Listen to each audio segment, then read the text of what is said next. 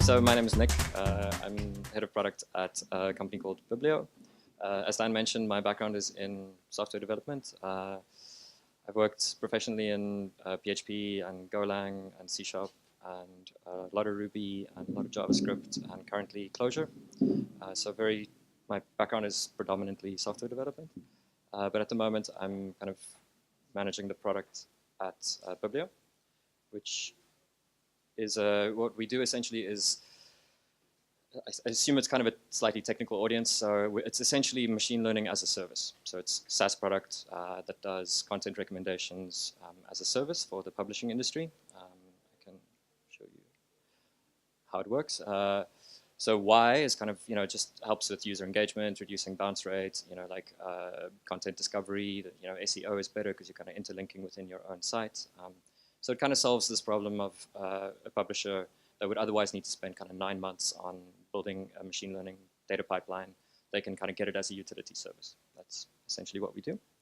How it works is kind of content comes in, we kind of analyze the content first with just like natural language processing, sort of topic categorization, sort of semantic metadata, that kind of stuff. That's the automatically understood part. Then we kind of run a few different algorithms. Some of them look at the similarity between items, so if you're interested in a particular topic, what other content is about that topic, or what's a similar kind of article. Then we sort of start showing recommendations, and then we look at how people are interacting with that content. So, are they actually engaging with the recommendations that we're showing, and we start to optimize for certain key metrics, stuff like clicks, conversion, if you have a subscriber service, are you actually getting customers to sign up? So we start to optimize for those goals. So that's kind of another type of algorithm that runs after the content-based one. And then there's another layer, which is personalization. So, very typical Amazon, people who bought this also bought that, collaborative filtering, matrix factorization kind of stuff. And then in the end, it's an API service. So you kind of send us your content, you get recommendations back. And we have a few little kind of like helper, like bits and pieces, like a piece of JavaScript that just easily renders that to the page and does templating. And you can style it, and it makes all the API calls for you, and it ingests your content for you and stuff like that. It's kind of where we're at. So what I want to speak to you about today is, so we have this sort of API product, and we recently decided to kind of integrate it with WordPress. So write a WordPress plugin and kind of float it out onto the WordPress ecosystem. And that was an interesting experience for us, and I thought maybe I could just share some of that. So you could think of it as like a broad overview of kind of a cloud services product sort of venturing into the WordPress ecosystem. So why WordPress? The first thing is pretty obvious: easier integration. It's an API product, so we're kind of expecting our customers to write code, bespoke code, to start using our product, and that's a big ask. So it results in these really long, arduous sales cycles, and doesn't really work so well when people have to find developer time, put stories on their backlog, schedule work just to even see if they want to use the product. So WordPress made a lot of sense, just kind of integrate right in there, and it's easier for people. A lot of the internet runs on WordPress, so a lot of people, kind of an obvious reason to do this. Yeah, I mean, I don't remember the stats. You guys would know them better than I would. Smaller publishers are important too. That was a big one, actually. Another route we could have taken is to provide kind of consulting services to get to help massive publishers kind of integrate bespokely. So we would write code for them and kind of get their content from their APIs. That's something we did investigate in the beginning, and it works, but you end up being kind of reliant on these massive kind of elephant clients, and it's a bit dangerous. And also, I kind of just think the internet is like a magical place because of all the little people that are doing all these crazy cool things. I think it's wrong to focus entirely on the New York Times and the Economists. So we thought that was important. So WordPress would give us sort of a reach that extended into more interesting spaces on the internet. And then, yeah, I mean, quite frankly, it just scales better than a sales team. If you've got this, if the plugin is working and it's got traction, it's a much easier way to kind of get more customers than to actually just hire more people that call more people and send more emails. Yeah, so having gone through this kind of decision-making process, we decided, okay, cool, we're gonna go for WordPress, and we just like jump straight into it. Our developers our backgrounds are a bit different, like Ruby, Clojure, that's kind of the world that we were in, JavaScript, not much PHP experience and no WordPress experience. So we found a WordPress development shop, we outsourced it, kind of got some people to write us some code. And what we kind of naively hoped would be a quick route to market ended up being like just a lesson in WordPress development. Like, I don't want to like name and shame anyone, but the code wasn't amazing. The product wasn't in a good enough state to release. But they had shown us how a plugin works. So we got some code that was a functional plugin, and it had all the right frameworks and like scaffolding in place. So we could kind of pick it up from there. So far, this is kind of like quite anecdotal, I mean, we had to kind of pick it up from there and develop ourselves. But there's some interesting observations even there, I think, already. The first thing I would comment on is our naivety, going into this saying, okay, like, I mean, it's too easy to say it's just a WordPress plugin. You're writing this kind of, making this big product, and you're just going to add this little bit to it. But there's a lot more to it than that. I think that was on our part a major kind of oversight. We didn't think about that clearly enough, I think. So it was kind of this no-brainer type thing, and that was sort of the problem, like not using your brain. So yeah, we really learned like a hard lesson there, getting this code back that wasn't in a state that we could work with. We had to skill up. Developers had to learn WordPress, all of that. Yeah, so through all of that, it was a bit of a hard lesson in kind of how deep and nuanced the WordPress ecosystem is. So that's sort of partly what I'm going to be talking about now. So this presented a whole lot of product development challenges. It wasn't the easiest thing to build this plugin, even though it was kind of an ancillary thing to our product. It ended up kind of dominating our attention for quite a while.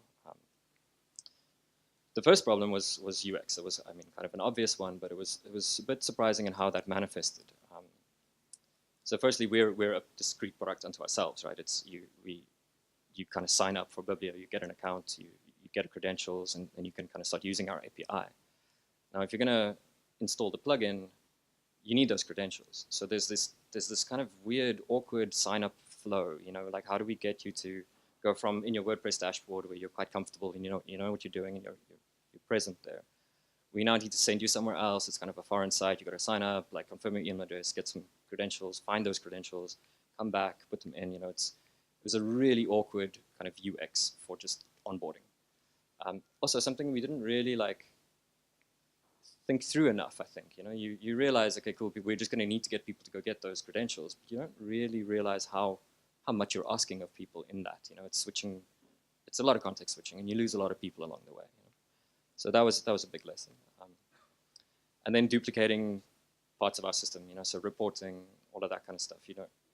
It's easy to just assume people are going to find the right info because you have it there, but it's in the Biblio world, it's not in the WordPress world. So you've got to go and add reporting, all of that kind of stuff. But now it's duplicated, and it's PHP and WordPress, and it's React on our other system, and you just got these kind of bifurcating code bases. And both at the UX and engineering level, that's a bit of a problem. And then to me, the most surprising one was deactivation. So, like I mentioned, it's machine learning. It's a lot of data. Big data stores, very distributed, and it ends up costing a fair amount of money to just have that much data. So we kind of want to know when people aren't using the system anymore so that we can start to clean up. Otherwise, we're just amassing more and more and more data. And in the context of WordPress, that was non-trivial because there's so many ways to disconnect a plugin. You can just go into the folder and rip out the files. That's one way to get rid of a plugin. You could click the deactivate button. You could deactivate but not delete. And WordPress offers certain hooks, but it's quite tricky for us actually to know when somebody has said goodbye. So at a UX level, that was a bit of a challenge. It was kind of surprising. Another one was non-paying customers, and this is something that I think WordPress was good for us. Right from the beginning, we said we want to make sure that this product works for people who are not going to pay, but it needs to work for us too. So it was a very important design consideration initially in the product is to make sure that the system that we don't put something out there that's purposefully going to break for people if they decide not to pay us. So the free tier needs to be functional. And that was really tested within WordPress. It's a community that's very open and very, it's just part of its ethos, I think, is this kind of supportive community. So it was very important to us to honor that. So at the product development level, that was quite tricky because how do we do this now? Because it's these big distributed computation, expensive clusters. Like to run an algorithm kind of job, it's not insignificant amount of money to do that. But we want people to be able to try it out and get some value even if they don't want to do it. So what we ended up doing was designing the system in such a way so that it does degrade at a certain point if you don't sign up and pay, but it doesn't stop working. It just stops expanding.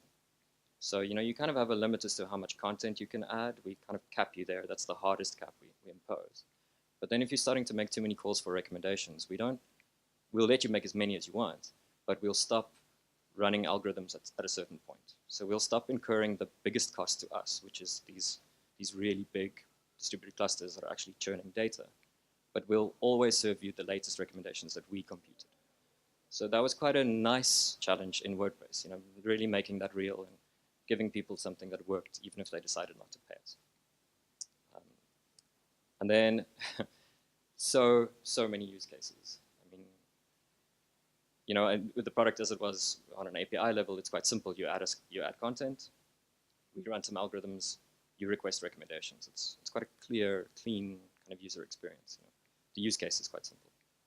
But within WordPress, suddenly a whole lot of complexity that actually sits in our previous world on the kind of client side, the kind of stuff that a person would, a whole bunch of complexity that is wrapped up in kind of a process that has emerged over time. There's bespoke editorial workflows, that kind of stuff. Some people have decided that they don't want to use WordPress to render templates anymore. They're going to use WordPress as an API. They've written their own custom front end. So, there's just so many different ways to kind of use WordPress. There's people with custom taxonomies, and then recommendations are kind of dependent on these taxonomies, like posts versus pages, just like a really simple one. Some people create content pages out of pages in WordPress. Custom post types added by plugins, ones that are created by a customer. It was just this myriad, different use cases that we had never really had to think about before. And again, I keep coming back to our naivety in this. You think WordPress would be a really cute sales channel, but it was so much more than that. We really, really learned a lot about how to think about our product and to think about the people using our product just by kind of venturing into this space. The other thing that was very difficult, surprisingly, was engineering. So here, again, I have to kind of confess, I think there's a bit of hubris on our part. How hard could a WordPress plugin be compared to distributed computation and Clojure? But surprisingly hard. So lots of tough lessons, which was really fun, really interesting. And in this part of the kind of talk, I'm speaking more on behalf of other developers that I work with. I hope I can do a good job because I'm going to have to leave out a lot of really strong language. But so yeah, this is very surprising. The first thing that we ran into is data synchronization, which is that's not a new problem. It's not surprising in and of itself that it's a problem. But once again, because of our previous model of the problem, we had essentially pushed most of the complexity out onto our customers. And that was what we were trying to solve by even using WordPress in the first place, or getting involved in WordPress in the first place, is to make it easier for our customers. And that meant kind of absorbing complexity. Now, the data synchronization problem used to be a customer problem. It would be like, okay, well, you need to send us the data at the right moment. It was now our problem, right? When do we get the data from you and in your MySQL or whatever database in your WordPress instance? And ostensibly not a very difficult thing to do, but again, surprisingly, the number of iterations it took us to get just basic ingestion right was pretty shameful, to be honest. It's not a complex problem, but it actually ended up challenging us quite a lot. Things like, how do you know whether there are duplicates or not? WordPress, being WordPress, it's running on so many different kinds of infrastructure. It functions in many different kinds of ways in a particular context. So you can't always rely on the same mechanisms being in place. It was just really a surprisingly difficult problem. Another one was performance, but here we were kind of on the front foot because all the heavy lifting is happening on our side anyway. We've got these Spark clusters and the computation itself is not happening on the WordPress server. So compared to many other like recommendation plugins, it's just not going to hit your servers as hard. There's just no way, because it's not computing anything really, or nothing like non-trivial. But we have this data synchronization thing, right? So these two things are a bit related. Like if you have 20,000 posts and you kind of say, yes, let's get started with Biblio, and we send all 20,000 posts over the wire then and there, we're going to lock up your network I/O. So you can't. We did have to think a little bit about performance in terms of ingestion and when we're sending data across the wire. Also, not a difficult problem. This is the kind of where I talk about our hubris. It was like, I mean, we solved stuff like this before, but it's different in the context of WordPress somehow. Like for instance, with this staggering ingestion, you kind of rely on cron jobs, right? We all know cron jobs. It's Unix. It's done that many times. But in WordPress, there is a method to hook into cron jobs, and sometimes it works, but sometimes it doesn't, And like if I was an engineer scaling a WordPress site, I'd want to know who's scheduling what on my server, So there are plugins that help you manage your cron jobs and block them outright, So now how do we know when to ingest stuff now, So there's just so many engineering challenges that kind of came out of this ecosystem that was really unforeseen, They're like I said, ostensibly not complex problems, but made complex somehow through our combination of our kind of naivety and the ecosystem itself. Cron jobs, I just spoke about actually. Yeah, so, sorry. So again, this is kind of like anecdotal, so I kind of like to look back on it a little bit every now and then, just sort of like step through what we can kind of take from this, Like I've tried to be kind of clear about, I guess, is the fact that we went into it a bit blind, And that was something I kind of wanted to share with you guys, because I think this is an ecosystem that's quite kind of close to your hearts, and it might be useful to know that it's very easy to misunderstand it, kind of coming into it. It's much deeper and much more nuanced than you might expect from the outside. So that's definitely something that we learned, so that we can kind of improve on. I do think it wouldn't be a complete picture if we didn't look at WordPress itself also with a bit of a critical eye. So please don't take any of this as an affront. It's said with love and respect. Like I've never worked on a system that didn't drive me nuts, and that's part of the fun. So it's all good. So the first thing I would say is it's a highly fragmented ecosystem. It reminds me a little bit of like Android in the early days. There's a lot of criticism for Android saying, how are you ever going to manage like this kind of level of support, or the kind of level of support you want on such a fragmented ecosystem? We have so many different devices. You've got like, how are you going to do long-term support for apps when you're running on different providers, like at the hardware level, lots of different versions. It's just a messy kind of sprawling ecosystem. I think it's unfair to be too critical of that. I think that's basically the cost of having an open, extensible ecosystem. I think it's a very kind of noble endeavor, and it is inherently complex. So I don't think that's a mistake, as such, on WordPress's part. I think it's kind of the nature of the problem, if that makes sense. So you can't really stop it if you want to have an open, extensible, kind of welcoming ecosystem. You can only manage it, right? So now how does that work? And I've been thinking about this a bit. So firstly, I don't know WordPress well enough to be able to kind of say what should be better here. I'm just kind of pointing at a few things that I noticed, and hopefully that's helpful. But one thing that came to mind is looking to the Ruby programming language. It's a bit of an unfair comparison, because one is a programming language, the other is a publishing platform. But what Ruby does really well, and I'm not a Ruby fanboy, I mean, if anything, Clojure is kind of my thing now, but what Ruby does really, really, really well is that the community is like, they kind of own their tool set.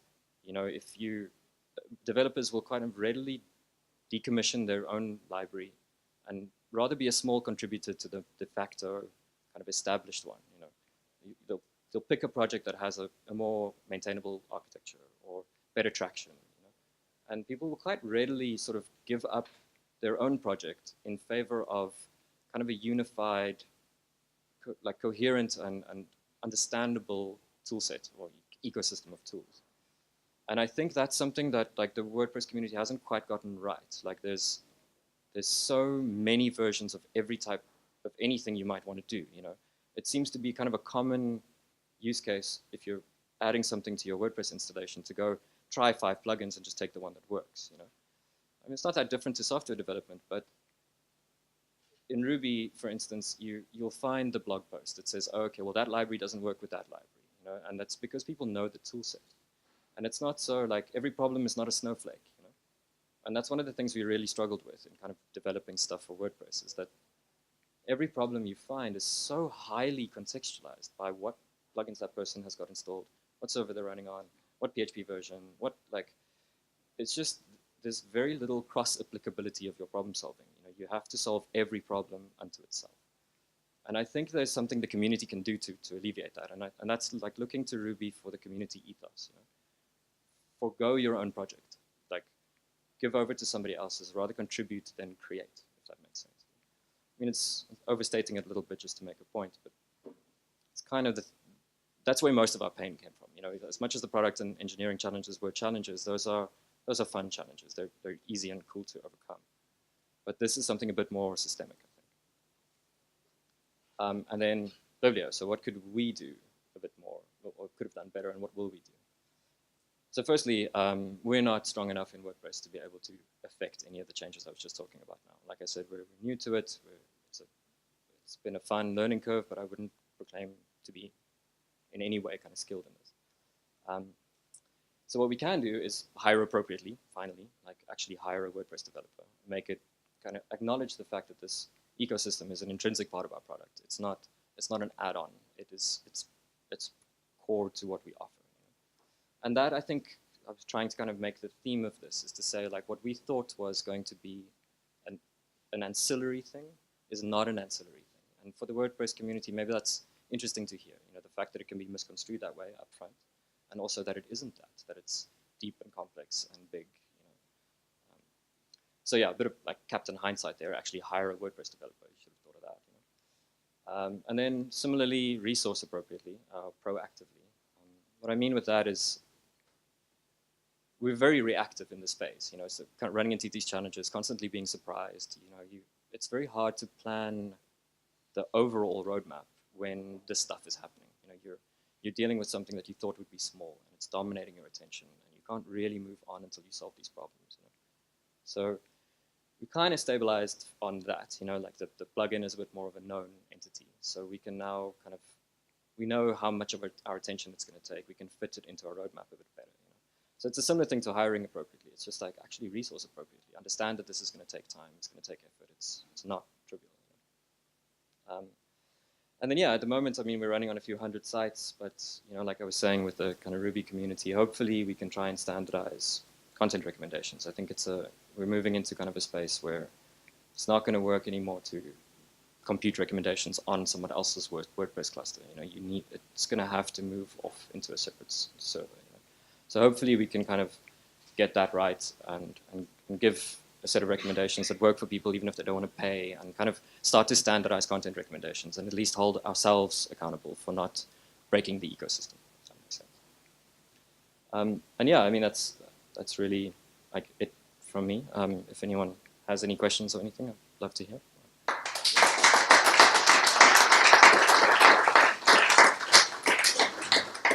That's great. We do have some time for some questions. Before you started writing the project, do you know if you had any customers who were already using your thing on their WordPress website? Did you speak to any of them about how they solved the problem of integrating with Yes, we did. We've been working with Business of Fashion for a while. They're kind of the leading fashion publication. They have an incredibly complex WordPress setup. It's really cool. It's done really well. They're actually the ones with the custom taxonomy, and they use WordPress as an API. So they'd kind of done some trials integrating on their end, and they just hooked into the publication events, so on Publish, you know, kind of stuff that we would have to do as well. But they didn't take it further. They just did a little bit of a trial and said, okay, cool, spiked into it. It's too much effort. What we also had is like other platforms. You know, there was somebody on Drupal who was kind of doing the same thing. You know, but it was just the barrier to entry was just effort. So people were willing to try, but we found that we worked really hard to get them there. It took a very long time convincing them that the effort is worth the payoff, you know, because they don't know yet. So it did happen, but not effectively. Did you have to modify the Biblio core product at all to adapt to WordPress? It's simply a case of getting what we want to get at WordPress? At first not, but I think we should have. I think we should have done that up front a bit more. I mentioned the kind of sign-up UX difficulties. That was mostly because our like sign-up flow was too coupled to our front end. So we couldn't pull it out into the WordPress plugin. So it would have been a better kind of better course of action to actually decouple that first, make our sign-up flow purely API, and then have two consumers of that API. So no, but we should have. Any more questions? Compared to like a standard WordPress post recommendation, having read one, I don't know how complicated that is, maybe it's the next one along or something. Have you got some kind of measure of how much better a Biblio recommendation is than a standard WordPress one? Great question, yeah. Very fair. So I'll kind of answer it from two levels, or try to anyway. The one is technically, and the other is just in terms of actually does it perform. You know? So at the technical level, if you're going to compute anything on the WordPress server itself, you have very limited computational power without grinding the thing to a halt. So you're limited in terms of what kinds of algorithms you can run. Generally, they tend to work by comparing keywords. So they do basically keyword clustering, but very naively. The stuff we do, it's like I said, it's like 4 algorithms. One of them is natural language processing. The other is kind of a content-centric algorithm that does stuff like removing stop words and stemming words. You know, so for instance, beauty, beautiful. You know, those would all be the same word in the algorithm. And then it does kind of matrix comparisons, which are computationally very expensive. Does scoring in terms of like, it gets a bit complicated, but you end up doing vector mathematics to figure out how similar items are. So you just can't do that on somebody's WordPress cluster. You know, it'll just grind to a halt. So you're quite limited there. Then also, you know, if you're going to do it properly, there are many facets to a recommendation. You know, there's similarity that I just spoke of. There's popularity, which is a tricky one because popular doesn't mean good, but popular is an indication of engagement. And engagement indicates a degree of quality, but it's also misleading sometimes. You know? So short of actually hooking in event systems to WordPress itself, and then again computing that on the server, you can't start to integrate multiple layers to a recommendation. Personalization, same thing. You know, so you've got these layers to the problem that are inaccessible on the kind of infrastructure that you're going to be dealing with generally. Looking purely at numbers, yeah, I mean, a lot of it, we kind of see CTR, like click-through rates, kind of going up sort of 15%, you know, like immediately. And the algorithms get better in time. So because they're machine learning, as you gather more usage data, your models get more and more kind of stabilized around good results. So that number just climbs. So that's another thing that you don't really get if you're going to do it naively on the WordPress server itself, is you don't get incrementally better recommendations. You kind of have this one shot at it, and then they're quite static. And that is actually just a performance limitation. If you had infinite resources on every server, you could do that, but you can't. I hope that answers the question. That's great, Nick. Thank you very much. Sure. Thanks. Excellent. And yeah, I should just mention that Biblio are also sponsors of the WPLDN website, and you can actually see the plugin in action on the site there if you want to take a look, just get a bit of an understanding from the front-end perspective of what you're seeing. Yeah, really great plugin. Thank you.